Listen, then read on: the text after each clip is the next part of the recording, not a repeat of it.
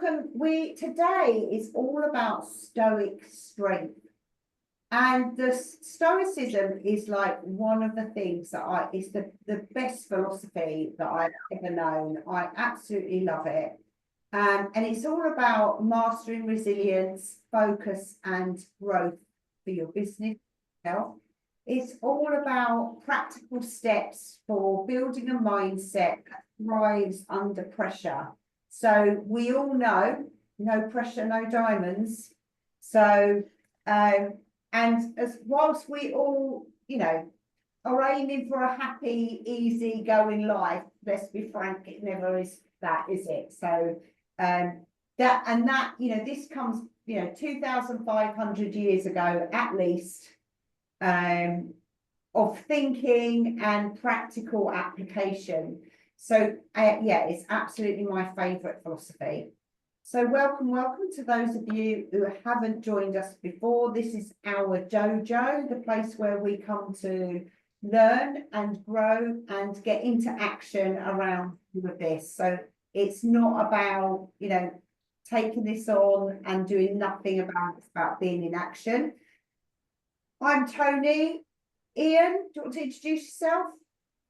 Good morning, everyone. Hope you're all well. Happy Thursday. I think we've all met before. How many we've got? I've seen Pam, I can see Kate, I can see Zena. Yeah, just for the sake of the video, Ian. Sorry? Just for the sake of the video. Yeah. Introduce myself. Sorry. Right, yes, hi, I'm Ian. I'm the co-founder of Expert Growth with Tony. I'm an ex-banker who retired from banking in 2010 and went out on my own, running my own business, which was a commercial finance brokerage, which was very successful, dare I say it, and built it up to sort of 30 staff and sold out to a major corporate in 2019. So I fully understand and know what it's like to be a business owner. As I say, I'm still involved in that business, but now working with Tony on this exciting project. Yes. Good morning.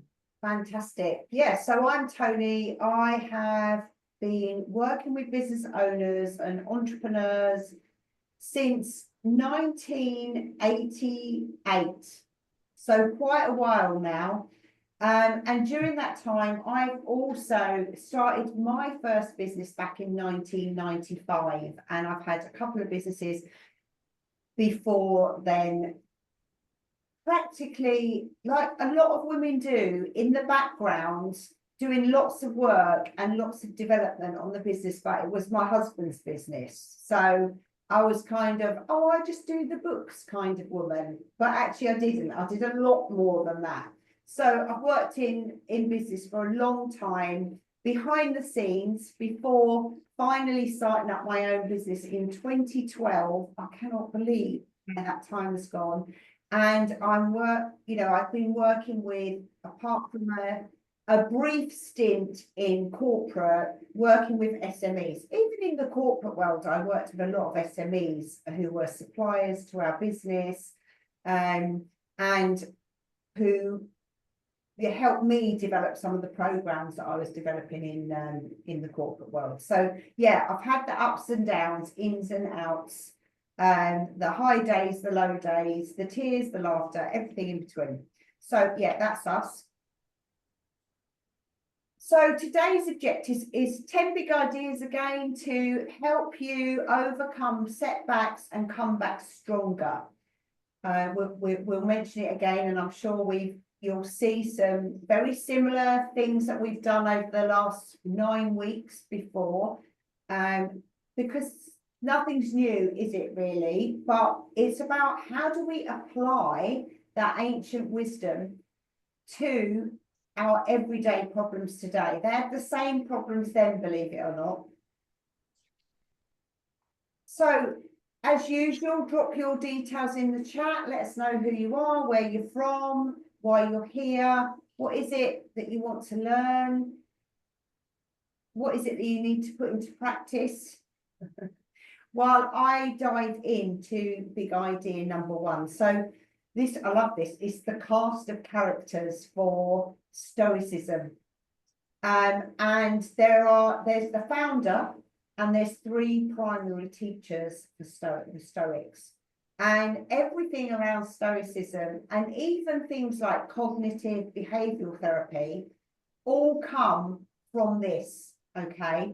So the founder was a guy called Zeno.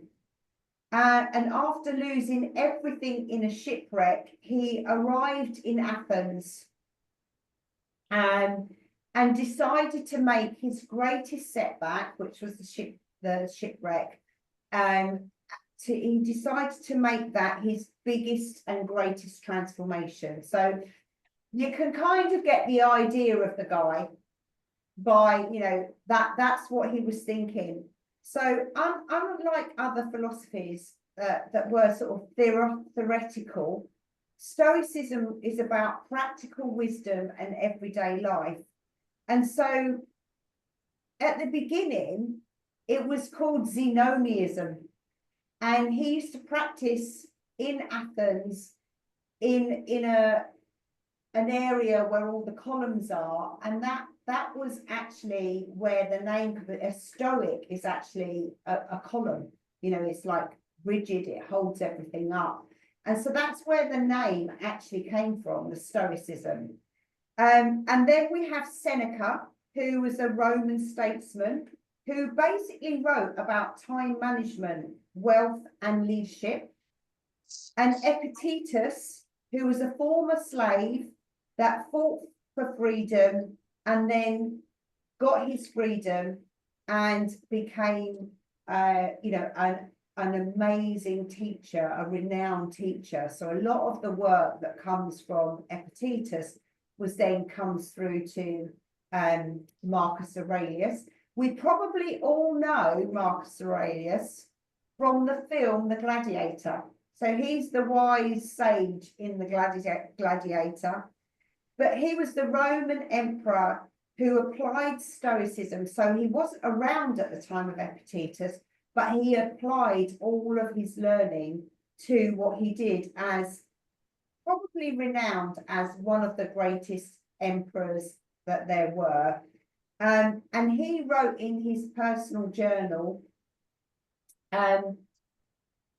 what is called his meditations, and meditation actually comes from that, and it actually means letters or words to yourself, which I love as well, you know, knowing that's the root of that. So basically they were thinkers, they weren't, you know, armchair philosophers, they actually were leaders navigating real world challenges and putting this stuff into practice.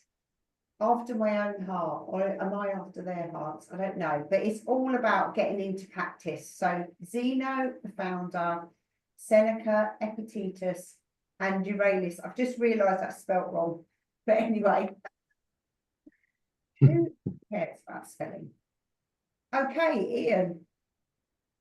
Okay, big idea number two, eudaimonia. Now, this is about really becoming your best friend. And this is from a Greek word that means well-being, mental health or flourishing. It's about fulfilling your long-term fulfillment rather than sort of short-term pleasure. And really, when we talked about this before, but the true joy comes from living what is the highest version of yourself. And at the heart of this idea is what they call your inner daimon, your inner guide, and your best self, the part of you that always knows, well, hopefully always knows what's right. The Stoics believe this. This part of you is always present. You're watching how you live, how you work, how you interact with the world, with your clients. And it's your relationship with this inner guide, which is the most important thing that you have. And it should be your goal, really, to make sure that you're proud of what you're achieving. I'm proud of that. Now, there are four sort of cardinal virtues here of Stoicism. we've got wisdom, justice, fortitude, and temperance. Now, wisdom is all about the knowledge of life. It's all about understanding how to live well, the knowledge that guides your actions. And number two is justice, and that's about the living with integrity, living with fairness, and aligning your actions really with your highest values, what you really think that you can achieve, and sort of standing by them. The third one is fortitude, or we might want to call it courage. This is the strength to do what's right, even in the face of any challenges you might have. And I mean, courage, I think, really is the virtue that empowers all others and ourselves. And the final one is temperance, self-mastery, and that's really the ability to control your impulses and stay disciplined and do what you think needs to be done. So there's the four cardinal virtues. And I mean, together, those four virtues really should be creating a strong foundation for your own sort of personal growth. So here we are. That's big idea number 2. So yeah, what is the one that you need to work on? What is the one virtue that you think you need to work on? Let's know in the chat. I'd like to know. Okay, so I'll move on to big idea number 3 while you do that. So it's not about theory, it's about practice. Now, for those of you who know me, if I haven't said that a million times, then, you know, I haven't said it at all, because it's the only thing that helps you helps you move forward. It's getting into practice. So what are these things that we've done over the last 9 weeks, and we've still got a few weeks to go? What are those things that you are taking away each time? And is there one thing, even just one little thing, that you're putting into practice each time? So the Stoic principle is about, it's not about knowledge, okay? It's about action, getting into action. How well do you practice what it is that you're learning, that you're taking? How well do you practice just the art of doing what you do in your business? And the application really is, the knowledge doesn't create success. Now, I know that many of the business owners that we work with, they're always frightened that they don't know enough, that they're not qualified enough, that they haven't had enough years of expertise doing whatever it is that they're doing. But it isn't about that. What creates our success is execution, getting into action and doing something, even if when you've done it, it might not have got you where you want to get to. Being in action is at the heart of all of this. So, you know, great example, many business owners tell us that they're trying to do everything themselves, and they know they need to delegate. And I've been there myself with this as well. So I'm not judging anyone. It's just part of us being human, I think. And part of the weirdness of being a business owner is, and especially when we founded the business, we really love it. And so we won't delegate. We don't delegate. We know we should, but we don't. So it's all about getting out of the weeds and getting into action and delegating things.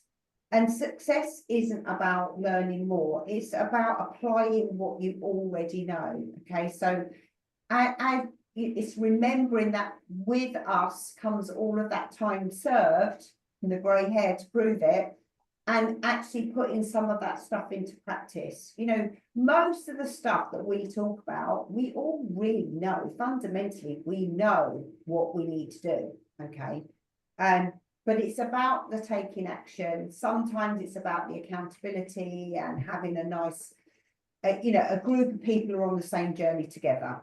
But how well do you practice what you know? How much are you putting into practice? So from theory into practice. we only get in to practice by allowing ourselves to get into the arena. We have to step into the arena. Oh, who is that great guy who wrote the Get Into the Arena sort of poem? I'll have to find that. It's really good. I'll follow up with that. Okay, Ian, number 4. Okay, thank you. Big idea number 4. All about control. This is the rule of Stoicism. Now, Epictetus taught his students to focus on what they can control rather than what they can't. And Seneca wrote about this as well, reminding himself that while he couldn't control the people within the imperial court, he could control his own thoughts and actions in response to them. Now, I think this is very true sort of when we're in business together. There are some things that happen day to day that are in our control. Some things aren't. And I think if we're a good leader, we need to focus on only what areas we know that we can control. Now, we always get lots of challenges and things that are thrown at us throughout the working day. And if you sort of look at it from a business perspective, you know, we're going to get situations that we can't control, such as the economy, interest rates, competitors, market changes. Nothing you can do about them. All we can do is just try and put them to one side and have a positive mindset. But what are the things in business we can control? We can control our strategy. We can control our response, our mindset, how. And when we talk about response and mindset, it's really all about how we deal when those challenges and those problems are thrown at us. And it's no good dwelling on them. And it's a matter really of what I try and do is, yeah, okay, it's a problem. Let me have a moan. Let me just sort of deal with that for sort of a minute, 2 minutes, and then just put it to one side, because it's important that we have that mindset. If we can't control it, we can't control it. Nothing we can do. And it's a matter of turning that issue, that problem around and making it a positive. So just think about that. You know, certain things we can control and we can't. So, I mean, an example, if sales are down, don't waste energy.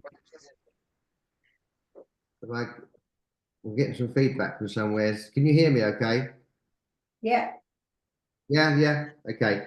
Yeah, I mean, if sales are down, don't waste energy blaming the market. Focus on really how you can improve your offering, your marketing strategy. So I think really the takeaway here is, you know, every time that you feel stuck, stay focused. What can I change? Don't waste your energy trying to sort of deal with things that really are outside your control. So that's rule number 4, thoughts and behaviors. Yeah, absolutely. Okay, so number 5 is all about energized tranquility. And it's about playing your role well and walking your path and not second guessing. So like, I think Viktor Frankl is a really great example of this. He wasn't a Stoic, but actually he was very Stoic in terms of he didn't want to get obviously captured and taken to Auschwitz and lose all his family. But what he chose to do in that moment from that stimulus was decided that he would play his role well in that awful environment. So if any of you have ever read his book, what is it, Man's Search for Freedom, that book came out as a result of what happened to him in Auschwitz. And, you know, he chose to play his role well. He didn't decide that he was going to get annoyed by it. And he kind of walked that path. The same with James Stockdale. We shared some examples of him in the last couple of classes where he was he crashed in Vietnam and he was put into a prison camp. I think he spent like 7 years there. And he didn't want that. Of course he didn't want that, but he chose to lead the 400 other men that were in that prison camp until the day that they got out, and he decided that, you know, that was what the role he had been chosen to play, and that was the path he'd been given to walk, and he was going to do it well, you know. So if people can do that in those circumstances, then we can. And I think what we don't do is we don't stand back to think about that, you know. So like, what is it that we need to do, whether we chose it or not, or that whether we did choose it? What is it that we've chosen? What's the path that we've chosen, and how are we going to walk it well?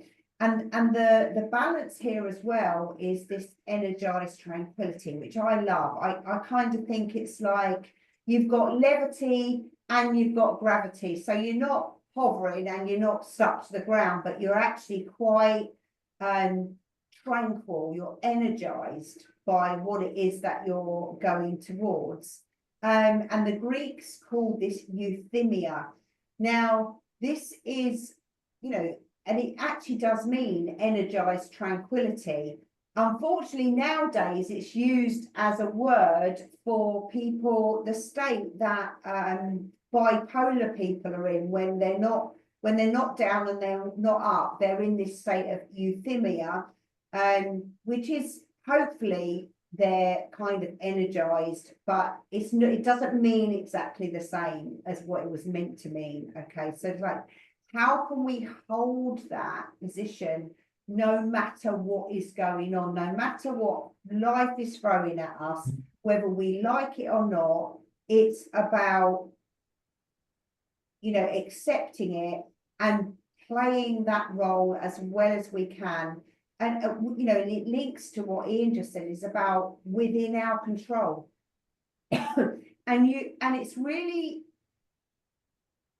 great to be able to flip the switch into something like this when something is, you know, the proverbial's hitting the fan, or something's not going to plan, or you're in a space where you just don't want to be, but there is literally nothing you can do about it.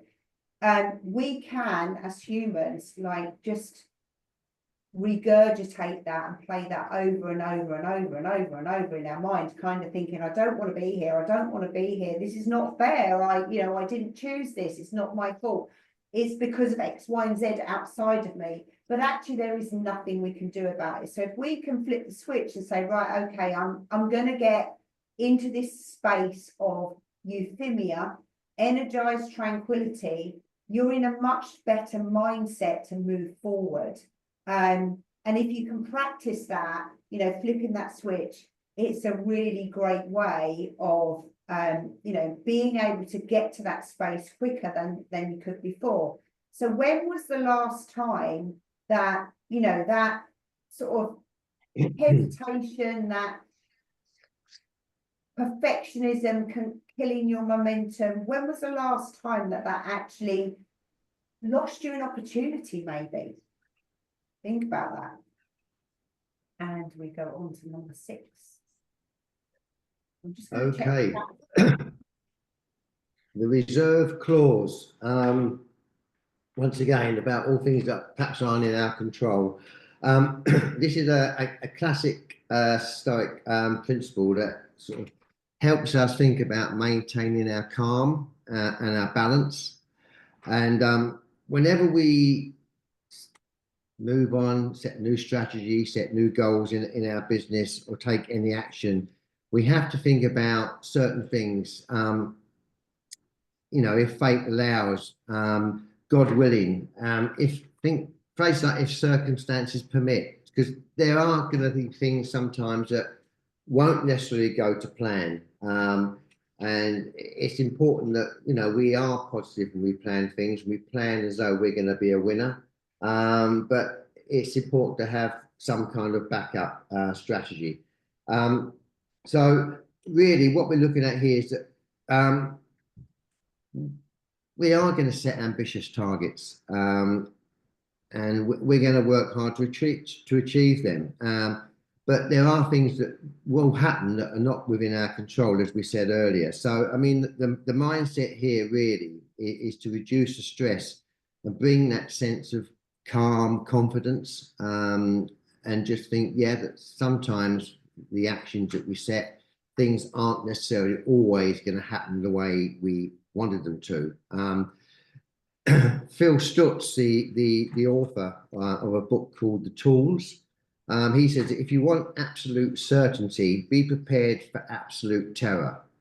Why? Because needing everything to be certain is going to make you anxious, and everything isn't going to be certain in life. So it's never fully guaranteed. So I think we always need to bear that in mind, whatever we're doing within our business life or our personal life. And then there's this idea that ties into Apollo, who was the Greek god of philosophy.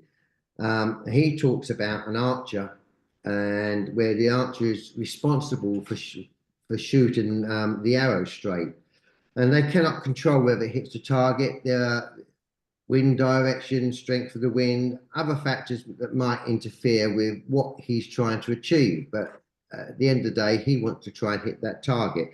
And if there are things that obstacles which he knows are going to get it in his way, he's got to find, ways of way he can get around it. But once again, he might not have control over what's going to happen. So really, the key lesson here is we've got to do our best and forget the rest which is going on around us, and just focus on the process, and not necessarily the outcome, because whatever that outcome is, we can always move the goalposts. I think that's an important thing to take from this, really. Things don't always go to plan, and if they don't, we've got to be ready to change our mindset. Plan like a winner, but always have the backup strategy. Yeah.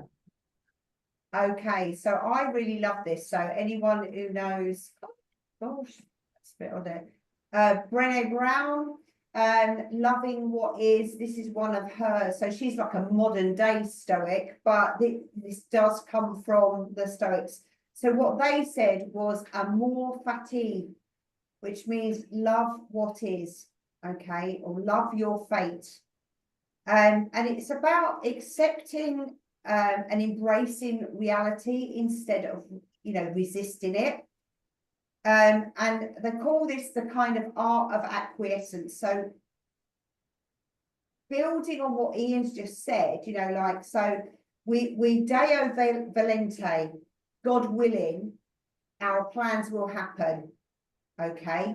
But then when we're in the middle of our plan, we need to kind of let go of that big goal and have just to be, that grounded reality that is like, actually, it doesn't matter what's going to go on. Unexpected setbacks and obstacles are always going to happen. So we need to sort of apply this just ability to not really worry about that, is to be able to keep and maintain our balance, even when the world about us might be going wrong. Things might not be able to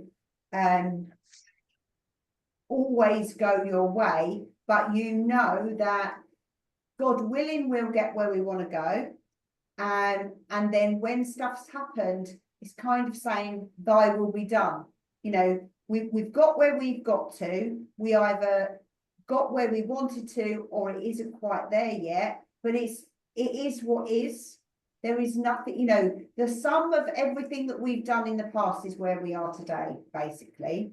And there is nothing we can do to change that. So it's loving what is, being able to accept it and love it actually helps us to move forward. And so think about a moment that you might have or might have had that actually became a setback, that became a turning point. It didn't go how you wanted it to go, or something happened that obviously you hadn't planned for, or you didn't like, but it became a turning point for you. And what if that challenge you're facing right now is what you need to grow. You know, that's another quite Stoic philosophy, is that we kind of get given the lessons that we need to learn. And we are where we are. Thy will be done, and we're going to love it, whatever. And if nothing else, it helps you to really change the mindset and helps you to move forward. Okay, I'm just having a look. Yeah, Kate's saying how to balance acceptance with fighting against it and finding a way to change the situation. That is the key, 100%. Absolutely. So, Ian, number 8 then. Okay, thank you. The equanimity game. This is just taking it really one step further, what we've been talking about on sort of ideas 6 and 7, about being in control or not being in control of certain things. And this is really thinking about the composure of how we take ourselves forward on this. This is probably one of the most important practices. And it's all about when circumstances knock you off balance. And we've talked about that, you know, we've got to accept that we've got no control over these certain external factors. And the key really to all this is how quickly, as an individual, you can regain your composure. And it's really a matter of practicing. And I think the more we practice what we call returning to balance, the easier it becomes. You know, we do get knocked down. It's about just picking ourselves up, being composed, and sort of moving forward. And, you know, you ask yourself the question, is this within my control? If the answer is no, just focus on regaining your balance and your mindset as fast as you possibly can. Phil Stutz, the author, also introduced a concept called glitches. And no matter how connected you feel to your sort of your inner self, there will be moments where you slip. And he was calling them a glitch. Now, it's quite normal. Perfection isn't completely possible. And it's coming back to this challenge again, just how quickly you can recover from these things. And it's all about having really a positive mindset. Another key concept here is what we call obstacles make you stronger. And that's really a mindset, really, where you've got to look at these obstacles that might get in your way and think, right, okay, it's a lesson learned there.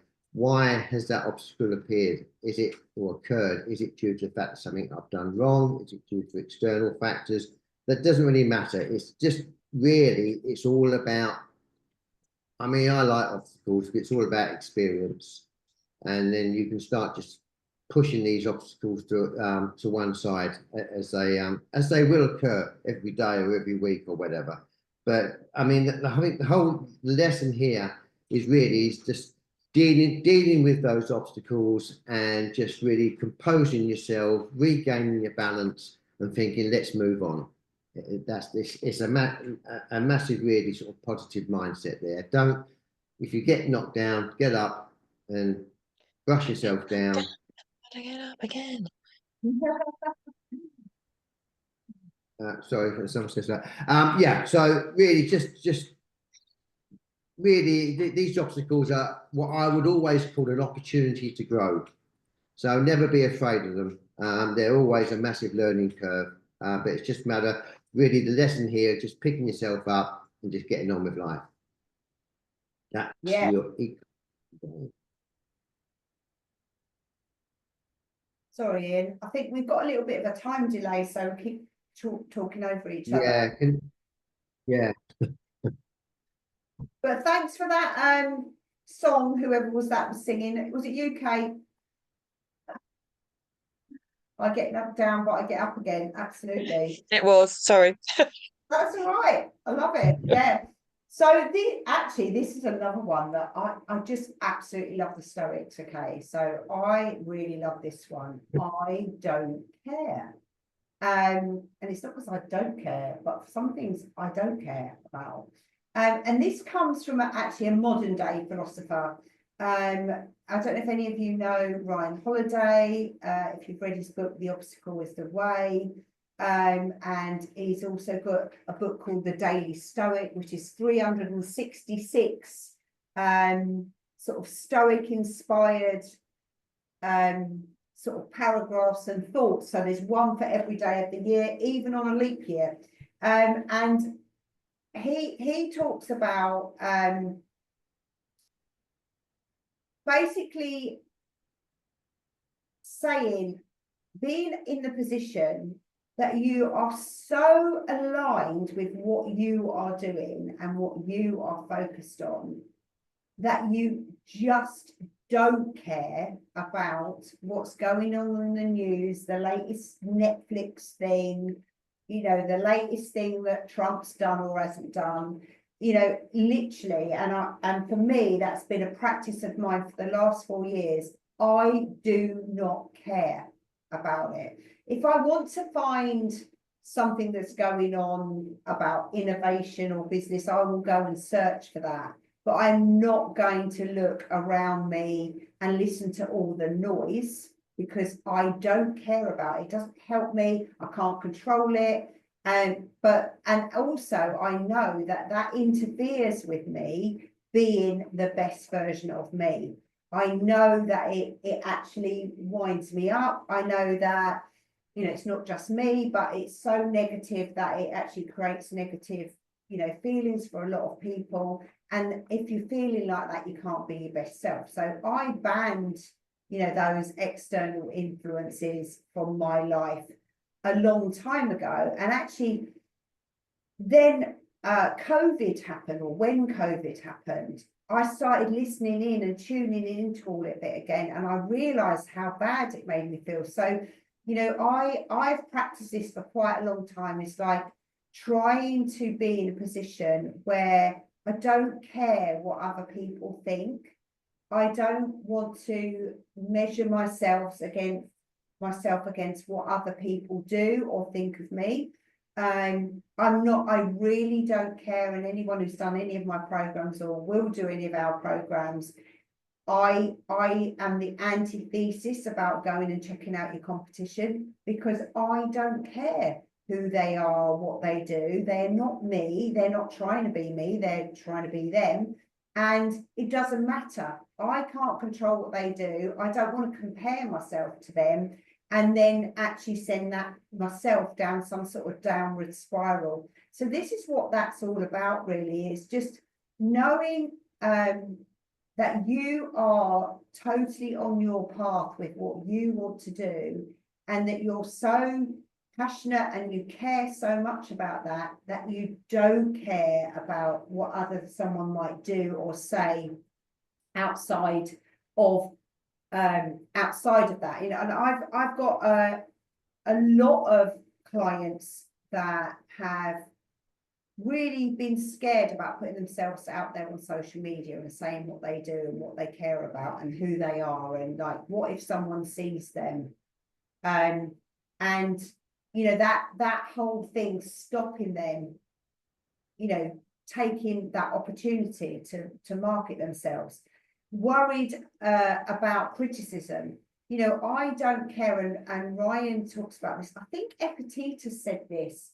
It's like, why would I worry about someone else saying something about me when they don't care about themselves and they don't love themselves? Because it is only those type of people that have negative things to say about you and that criticize on social media. I put a post out, it was only a couple of weeks ago, about what we were doing. And I had this woman absolutely roast me. And, you know, of course, it reeled me back a little bit. And I would say for a day, it started making me worry and second guess myself and think about things. And then I'm like, no, I don't care. Why is she bothered to write a diatribe of things, you know, hateful things to me, when she doesn't know me? She doesn't know, she's clearly not my ideal client. So thank you and goodbye. So I sent her a message just saying, thank you very much for the feedback. And, you know, I hope that, you know, she's not doing that to anyone else. But, you know, those little things and the fear of that can really hold us back. So it's adopting this position, and even if you act as if it's true that you don't care, you can get over the barrier that's stopping you move forward. And it's not allowing this stuff to mess with your head. You know, we wouldn't be human if it didn't mess with our head, but it's trying to step outside of that. So, like, let me know in the chat if you weren't afraid of what people think. What bold move might you make? I'll think about that while Ian's talking about. Oh no, before we go on to that. So there's only a few more weeks left of this series, okay? And actually next week we're going to be taking a break because I'm away on business, so we can't actually fit the session in. But that said, there's only a few more weeks. There's only a few more weeks if you want to get hold of our free business health check and have a one-to-one meeting with myself and Ian. So the link is there. Ty will put it in the chat as well. So please do that and get into our diaries, and they are getting jam-packed. So if you want to do that, please do that. And Ian, number 10. Okay, good idea. Number 10, the ideal sage. Right. This is all about your inner daimon, your inner guide. And it's all about really the sense of you personally flourishing, your mental well-being, and living with purpose. Now, you sometimes think of if something happens to you, you might have your ideal hero, and you might think to yourself, okay, what would they do in this moment? Now, I'll be honest with you, I sometimes actually do this because I've got a very close friend who was a successful businessman, and we worked together on a project about 6 or 7 years ago, and the guy was highly intelligent and nothing ruffled this guy at all. And sometimes when I have an issue or something I can't deal with, but it's sort of a bit mentally draining, I will think to myself, okay, what would Paul do? How would he handle this? And sometimes I might even ring him. But yeah, look, there's nothing wrong with having someone who you can aspire to and think, right, okay, how would they deal with this? And it's also a good way of sort of really sort of strengthening your well-being, and aligning yourself with what is the best of you. And it's all about really understanding what inspires you, and just keeping aligned in your sort of your mental sort of situation in anything which might get thrown at us. So really, I think the idea of this one, which is quite short and sweet, is just really stay aligned with your purpose, and just look at that sort of next level, and just be strong. And if we wrap all this up of what we've talked about today, it's really sort of staying in control, identifying those obstacles, and really just sort of understanding and appreciating that some things you can't control, and just getting back on your feet, getting your balance right, and just sort of moving forward with confidence. And I've actually this is the first time I've actually done this session, and I've found it, and I've learned quite a bit from it. Actually, it's made me seriously think about some of the things that I've done and could have handled different in the past, or dealt with them mentally. So yeah, it's been great. I've enjoyed this one today. I've learned a lot, actually. And I was laughing with Ian about this before we came on live, because I've got this client that I've been working for about 6 years, and I run a series of programs for them. And any time that I've ever had where, you know, maybe the program's not filled up fully, or I've had to rearrange the dates because, you know, it wasn't full yet, but I need some time, they have really, really, you know, got to me about, you know, this is in your contract, it needs to happen. Anyway, the tables were totally turned yesterday. They asked me to deliver part of a program that they're running for somebody else, and they can't fill it up. So yesterday we got on a meeting, and I was really laughing at them and with them, because I said, you know, the tables have really turned now, because now their clients saying to them, why can't you fill it up? It's not good enough, and all of that, and they're having to cancel me down. But they said, oh, we had this moment yesterday, Tony, and not that I'm calling myself a sage, I'm not, but it was funny. They said, we both sat there and said, what would Tony do in this situation? And I thought that was really funny, because it is like a kind of, what would Jesus do, or what would your favourite sage do in this moment, or what would your superhero version of you do in a moment when you're struggling? And it really does open up your mind to new ideas and new thoughts, and just a different thinking pattern. But yeah, that was quite funny yesterday. So I thought I might get a sign on the back of my wall, just what would Tony do instead of that. Any questions anyone got? I know a few people have had to leave, so Carol and Kate got to leave, but any questions? You can put yourself on loudspeaker, unmute, that's the word, if you've got any questions. While you're thinking of them, and Anne told me, reminded me who was the man in the arena, or as we would obviously like to say, sorry, the woman in the arena. It was Roosevelt. So he gave a speech in the Sorbonne in Paris in April 1910, okay? And he said, it is not the critic who counts, not the man who points out how the strong man stumbles, or where the doer of deeds could have done them better.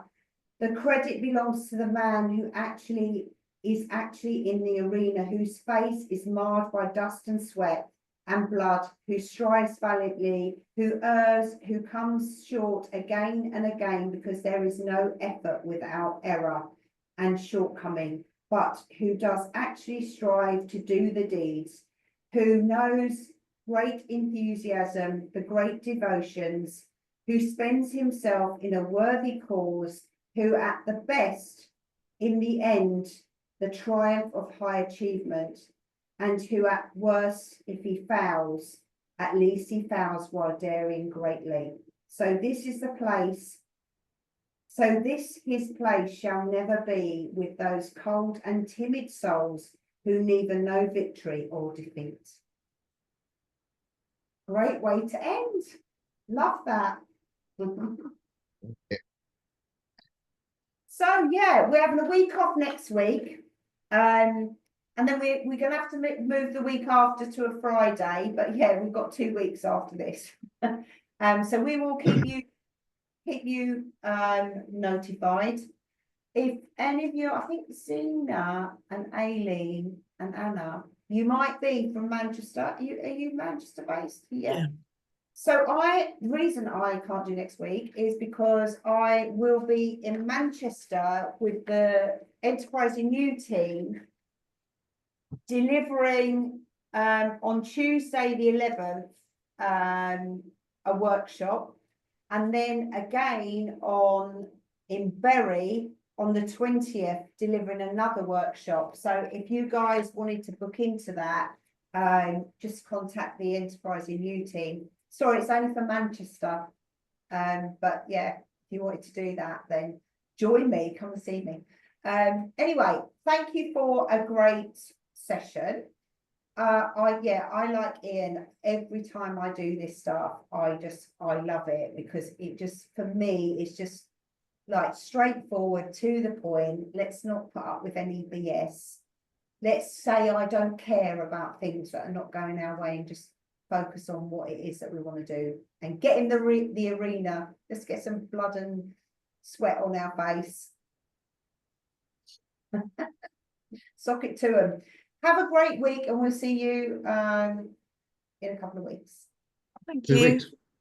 All Yeah. right then. Thank you, Take guys. care. Thank See ya. you. Bye. Yeah. Bye-bye.